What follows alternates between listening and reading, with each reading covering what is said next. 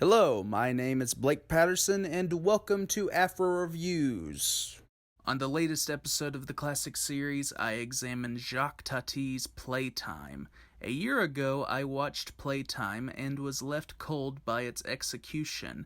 I found it mostly dull, yet it stayed with me months later.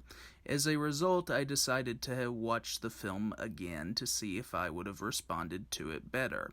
To my surprise, I was absolutely amazed by how much I enjoyed it. There have only been 3 occasions where I can recall changing my opinion for the better: AI artificial intelligence, Spring Breakers, and Synecdoche, New York. I went from having mixed or negative feelings to calling them masterpieces.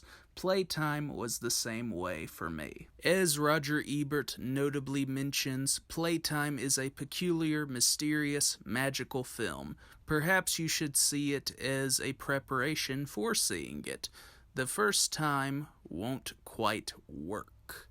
Ebert perfectly describes my experience with Playtime. Thematically speaking, Ebert quotes an excerpt from Jonathan Rosenbaum's piece, Rocky Horror Playtime, and Shopping Mall Home. It directs us to look around at the world we live in, the one we keep building, then at each other, and to see how funny that relationship is and how many brilliant possibilities we still have in a shopping mall world that perpetually suggest otherwise.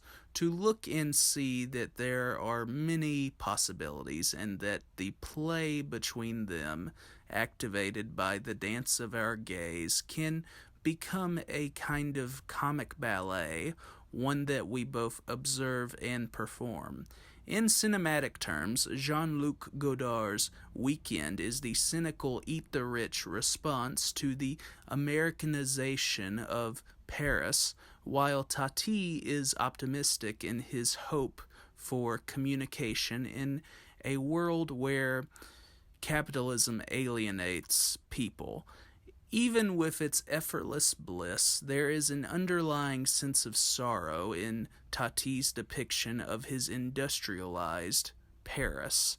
Instead of seeing landmarks and nature, the American tourist finds Paris most interesting in how American the place is.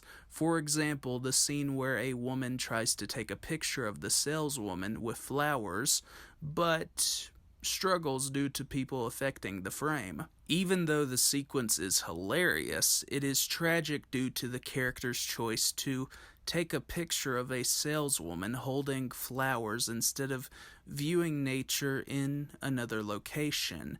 In other words, the setup establishes some people's mere interest in nature as an act of consumerism rather than appreciating it in its natural setting. Playtime is the work of an artist having problems with the contemporary world's conformity toward capitalism and commercialism. Even with its subtly satiric approach, there is a delicate sense of wonder to Tati's craft through the friendliness of the brief relationships, particularly between Monsieur Hulot and the young American woman Barbara. One watches Playtime with sadness as the confused Monsieur Hulot wanders around the industrialized Paris, yet there is beauty in his fleeting connections with different people. The various satirical set pieces culminate with a hopeful conclusion. During the airport section, Tati displays how American tourists arrive at the technologically advanced Orly Airport. At one point, an American tourist speaks of how American Paris is. I previously referenced how there was an overwhelming fear of Paris losing its identity due to American commercialism. Tati displays awareness of this frightening idea by creating a futuristic Paris where all the Paris trademarks are either through a flower seller's stall or the Eiffel Tower in the reflection of a glass door. To Tati, the Paris he knows and loves is falling for a corporate transformation unworthy of its cultural essence. Then there is the act involving an office building when Monsieur Hulot tries to attend an important meeting. Monsieur Hulot's obstacle is how the building is a maze of similar rooms, so he loses track of where to go.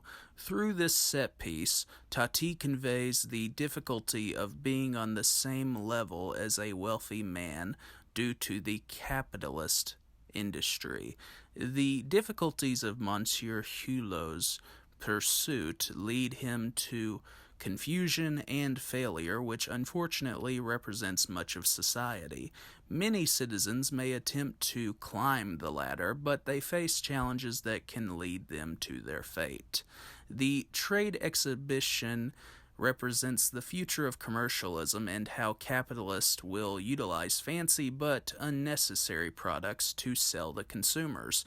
Tati's sight gags include a broom with headlights and a silent door. Taking the humor aside, these items may seem intriguing initially, but their purpose will fade as commercialism builds new projects for the average consumer. Through Monsieur Hulot, Tati understands the pointlessness of these products when the money could go to different causes. However, Tati realizes how marketable these products are and how modernization paves the way due to greed. After the trade exhibition, Monsieur Hulot meets an old friend who takes him to his modern apartment. If Monsieur Hulot finds the previous situations unusual, the friend's apartment is no different. Tati shoots the scene from the street as he observes Monsieur Hulot and other apartment residents through their uncurtained windows. The comical distance amidst Monsieur Hulot's reactions to the unfamiliar setting. Like in previous scenes, the humor softly carries sorrow due to Monsieur Hulot's bewilderment about the new Paris. Once Monsieur Hulot leaves the friend's apartment, Tati establishes the Royal Garden as a significant part of the narrative. The Royal Garden is a new restaurant where the owner hopes for success even though chaos ensues.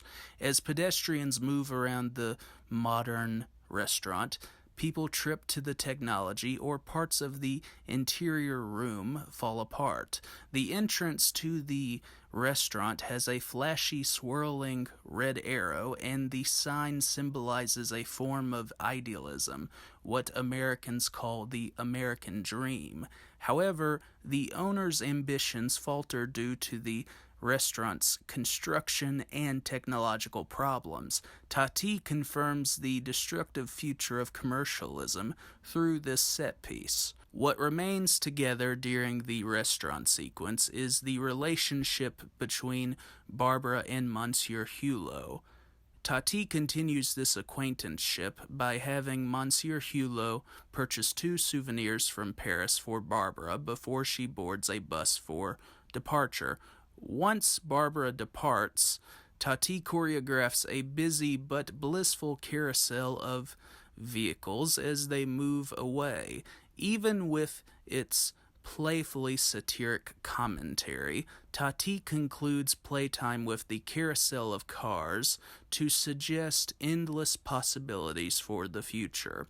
The joyous music implies Tati's hopefulness after experiencing the subdued weight of despair.